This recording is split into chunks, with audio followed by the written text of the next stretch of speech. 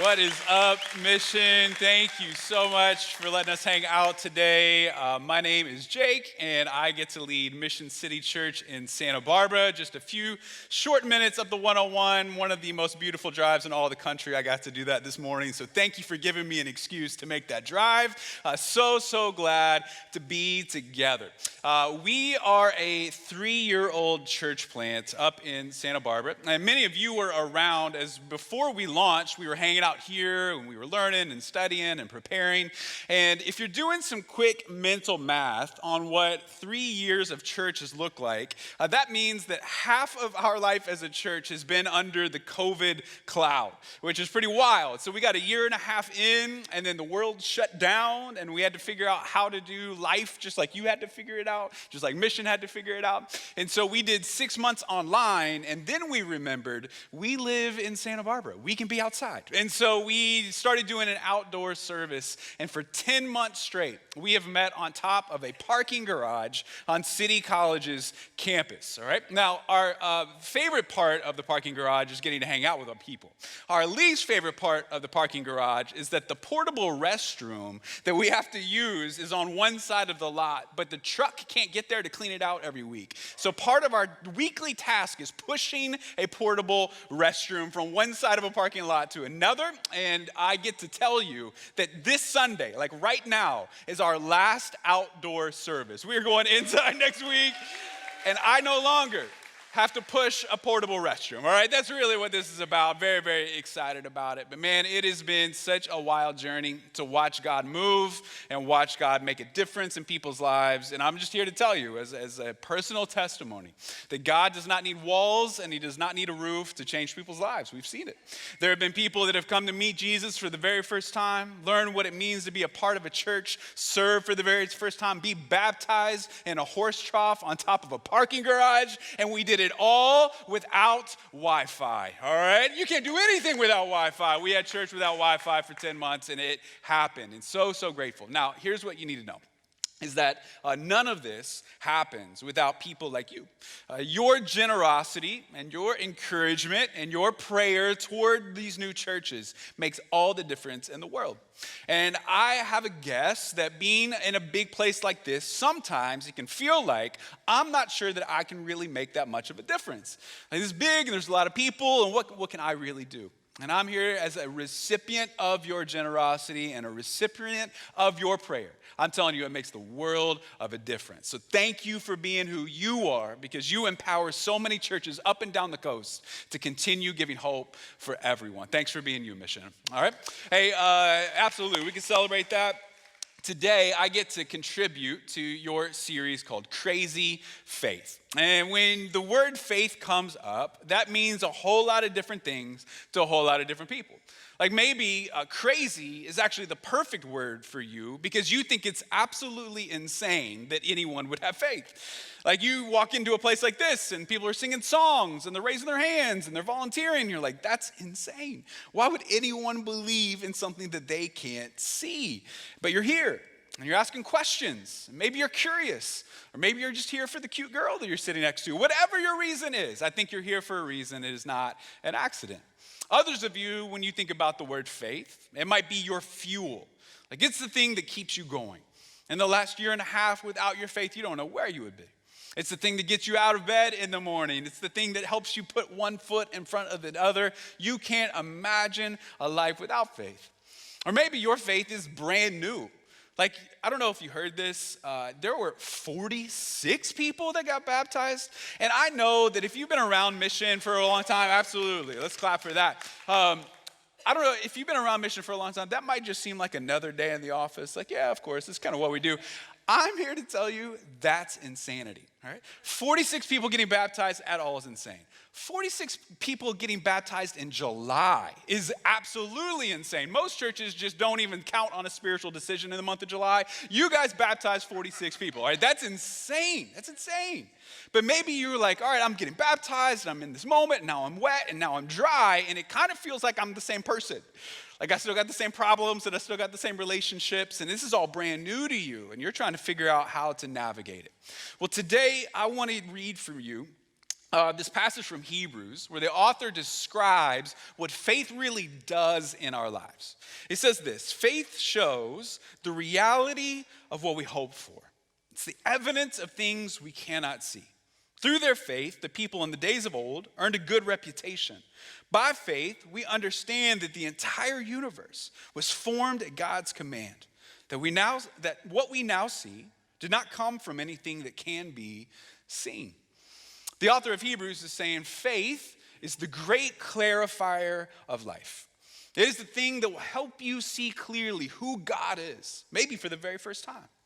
Not only that, but you'll see who you are for the very first time.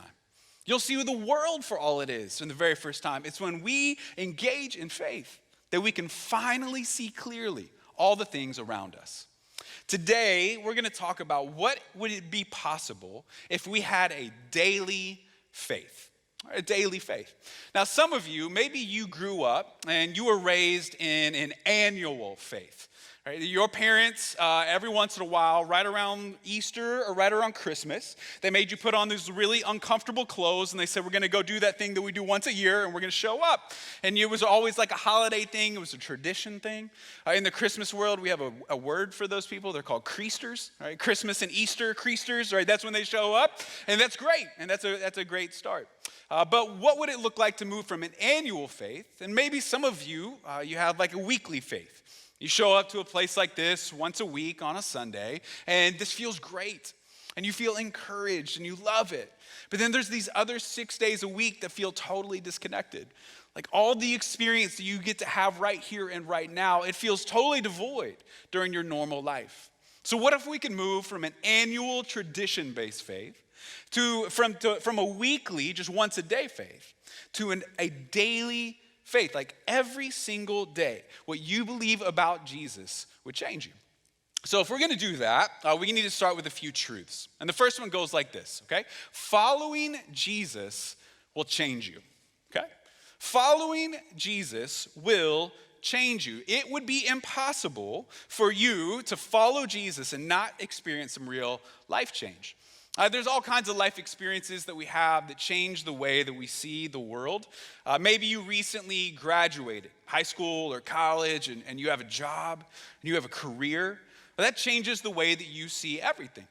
Sunday night is no longer the best night to hang out late with friends. Like you got to wake up in the morning, you got to go to job, you got to go to work. Your paycheck is no longer spent on whatever you want. You've got bills. And all of a sudden, your parents, who were absolute idiots like 5 years ago, all of a sudden got a lot smarter when you needed some advice, right? It changes the way that you see everything. Parenting changes the way you see everything. Your world shrinks from the distance between the baby's room and your couch for a long season of time. That's all you'll ever see. Christmas becomes an opportunity to make a kid's dreams come true.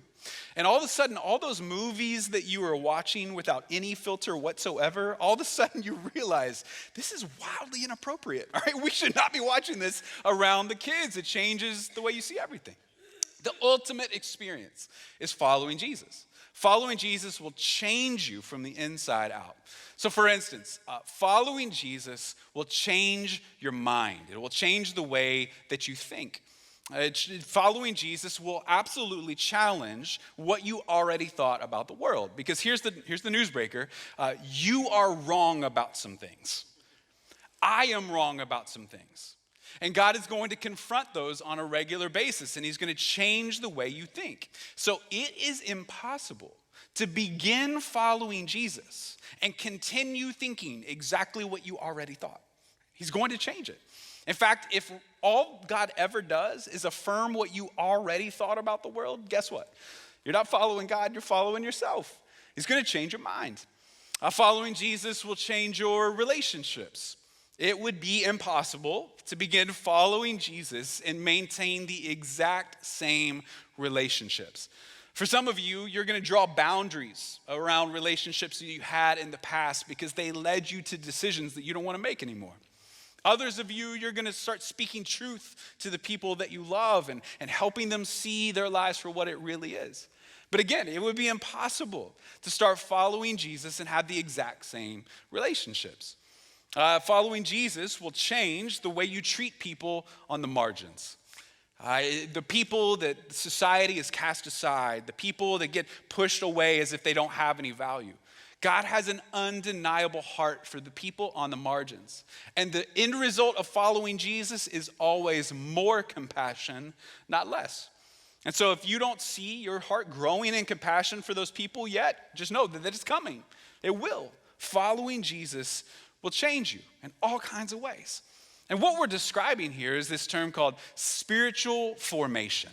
Right? Spiritual formation. God is going to meet you where you are, but he's not going to leave you there. He's going to change you. He's going to form his character in us. And in 2 Corinthians, the Apostle Paul just describes it so helpfully. He says, this is the way the new life is going to be. He says, but whenever someone turns to the Lord, the veil is taken away. For the Lord is the Spirit, and where the Spirit of the Lord is, there is freedom. So all of us who have had that veil removed can see and reflect the glory of the Lord. The Lord, who is the Spirit, makes us more and more like him as we are changed into his glorious image.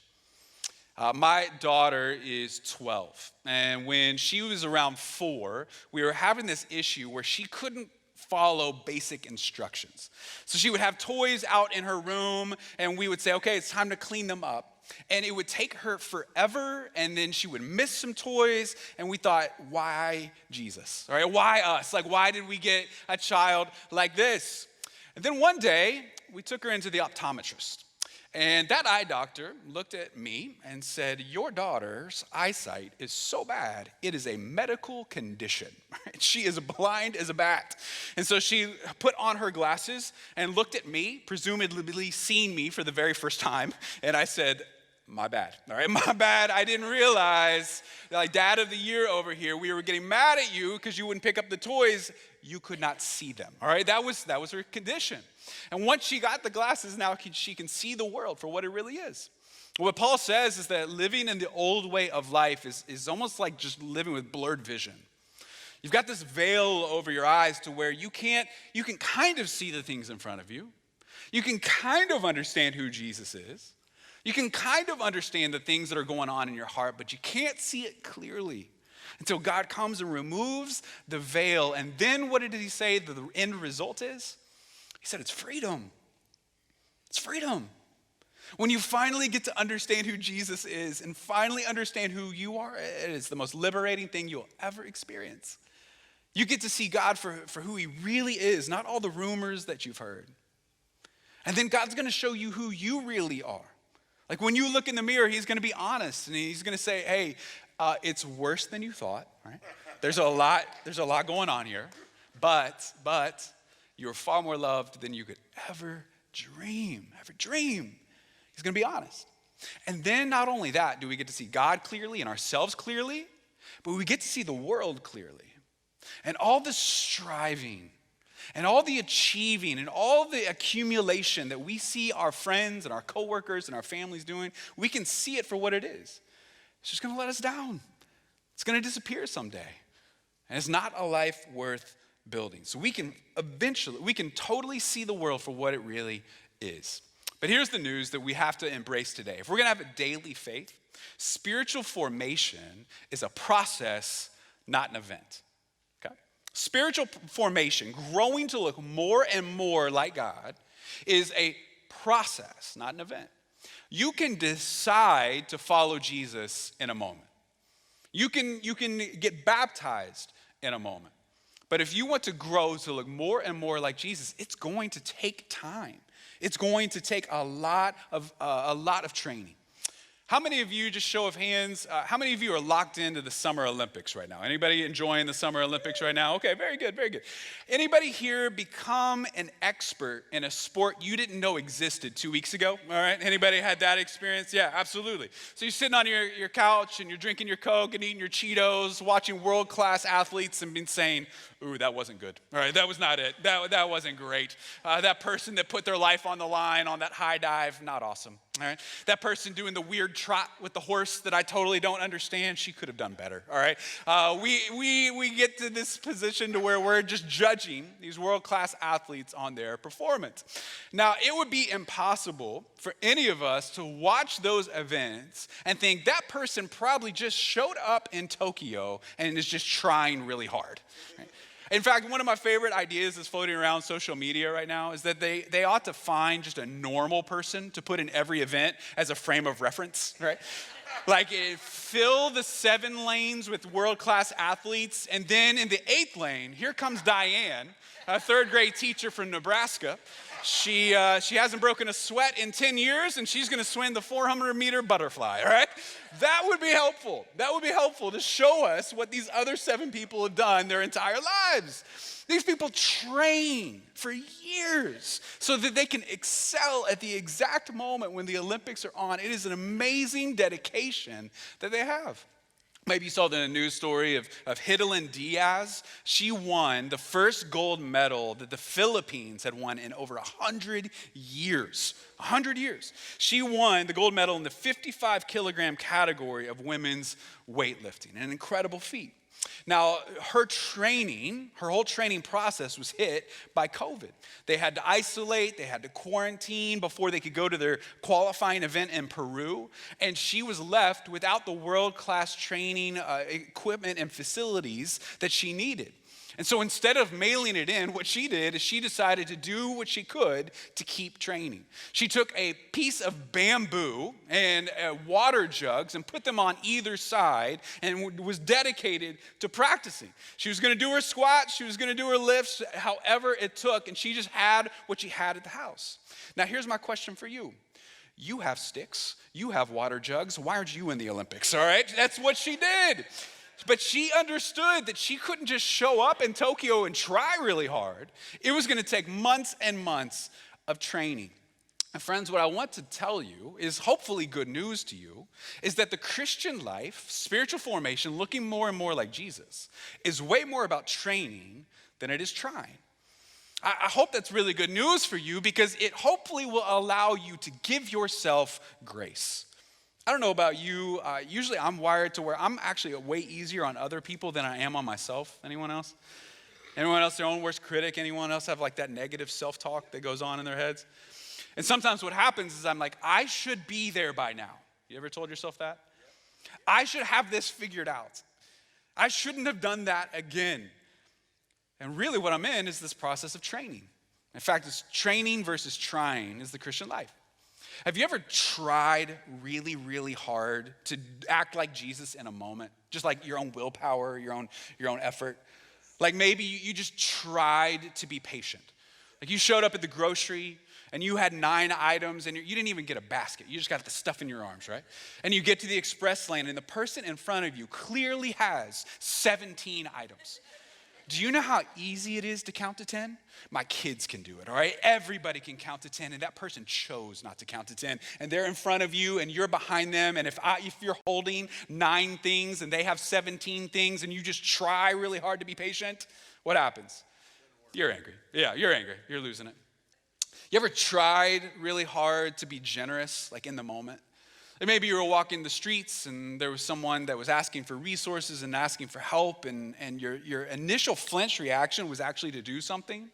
But then there was that voice in your head where you've spent all month long looking at your bank account and looking at your bills and realizing how little you have and how you're afraid there's not going to be enough, and that voice talked you out of being generous. You couldn't try hard enough.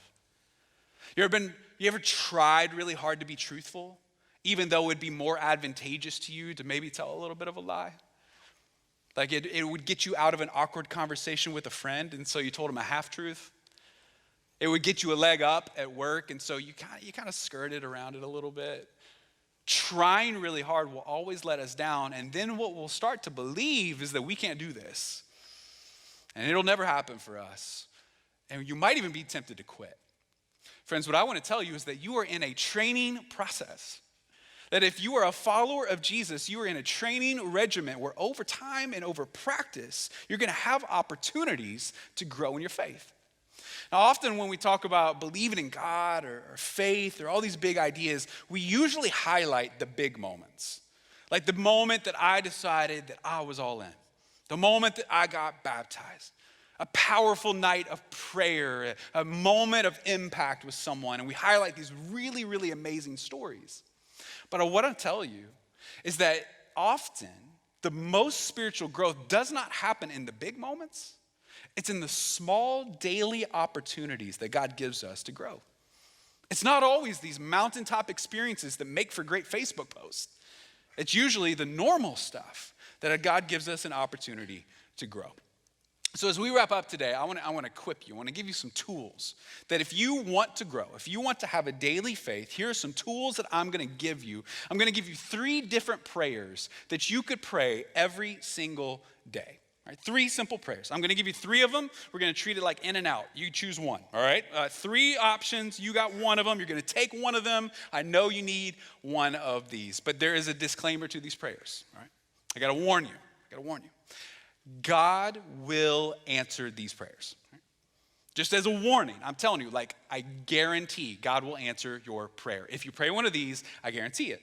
Now that sounds like some kind of like crazy person, like how can you guarantee things? Because I've prayed before and it didn't happen, right? And most likely, if you're anything like me, I do this all the time, I pray for very specific outcomes. God, will you make this very specific thing happen with this very specific person at this very specific place at this very specific time? Please and thank you, right? That's what I need. And often what God is asking me is like, okay, it's not wrong to pray for specific things, but so often he just wants me to say, hey, God, I want to be more like you, like more and more. God, I want my heart to be like yours. I want to pray for the things that you want me to pray for. I want to become the person that you are trying to form me into. And so, these are spiritual formation prayers. You could choose one of them, and I promise you that God will answer them, but that is a warning. Just watch out, all right? Ready? First prayer goes like this. If you want to pray and have a daily faith, you could pray this every single day. It goes like this. God, search me. God, search me. Some of you are like, nope, I'm out. That's not mine. I'm not doing that. Nope, I'm afraid of what he will find, all right? God, search me. This comes straight from Psalm 139. The author, David, he put it like this. He said, search me, O God, and know my heart. Test me and know my anxious thoughts. Point out anything in me that offends you and lead me along the path of everlasting life. David was looking at God and he was saying, you've got full access. I'm giving you the keys. You can shine the lights in all the places that I've tried to keep dark. You can see all the things that I've been hiding. God, search me. One of the joys of being married is you get to learn that other people do the most mundane tasks completely different than you, and you're wrong. All right, that's what marriage is really about. And so my wife and I, we have these conversations about what does it mean to clean the house? What does it mean to clean the house? Like define clean, okay? Define clean. And I am more of on a daily basis, declutter. I don't like clutter. I don't like stuff in the way. And so what I will do is I'll take the stuff in the middle of the room and I will organize it on the edges of the room so that you can walk through without stepping on a Lego or tripping over something. And then I can sit down and enjoy peace. And she says, that's not clean, all right? That's decluttered, that's not clean. She will occasionally, I married a germaphobe, she will occasionally do like this deep dive and really, really clean it. I just kind of declutter it, I push it to the sides. And my guess is that some of us here, that means all of us here, have kind of done that with our lives. Right? You didn't clean it. You didn't allow God access. You didn't let him see all the dark stuff. You just kind of pushed it to the side to where you could walk around it. You didn't have to see it anymore because it's over in the corners and it's over on the edge of the wall and like that relationship. You didn't end it. You just kind of pushed it over here. And that addiction, you didn't like go to therapy for it. You just tried really, really hard. And that really deep negative self-talk that keeps you didn't get help for that. You just kind of pushed it over into the corner hoping no one would see it anymore. And David says this is a very different prayer. This is, God, if there is anything that offends you, pluck it out. God, search me because I trust you. The only way that you would ever give anyone that level of access into your life is if you trusted their heart. And what God says is that he's our father. He's our perfect dad. And when he finds that thing, he's going to lovingly remove it because he cares about us. And he wants us to be healthy. God, search me. Second prayer goes like this. God, stretch me. God, stretch me. Give me an opportunity today to grow in the area in which you want me to grow. God, stretch me. Give me a growing opportunity. So maybe you'll say, God, stretch me in my patience. And then you will find yourself in traffic. Right? You'll find yourself in traffic. Specifically, you'll be driving up the 101 North right at the Johnson Drive exit. And for some reason, everybody's going to stop driving for a minute and then start driving for a minute without any explanation. All right? Has anyone here, if you could just find me after service and explain that to me, that would be really, really helpful. But you can get mad. All right? You can get angry. You can start cussing out the Department of Transportation. You can do whatever you want. Or you can look at God and say, God, are you slowing me down for something? You trying to get my attention? Is there someone you want me to reach out to? Is there something you're trying to say? God, I will take this interruption in my day as a gift, not a frustration. Maybe you'll ask God, stretch me in my generosity. Stretch me in my way I give my resources. Stretch me with my time. And you already heard opportunities. Becky's up here telling you that you have the opportunity every single week to invest in kids. And God's saying, hey, I'm trying to stretch you. I know it's outside your comfort zone, but they need you. And not only do they need you, you have gifts that this church needs. God, stretch me, make me grow. And the final one goes like this. God, lead me. God, lead me. This is a prayer that presumes that God knows where he's going better than you do. Just for a second, give it a consideration. God maybe has a destination for you that you wouldn't choose on your own, but he wants you there.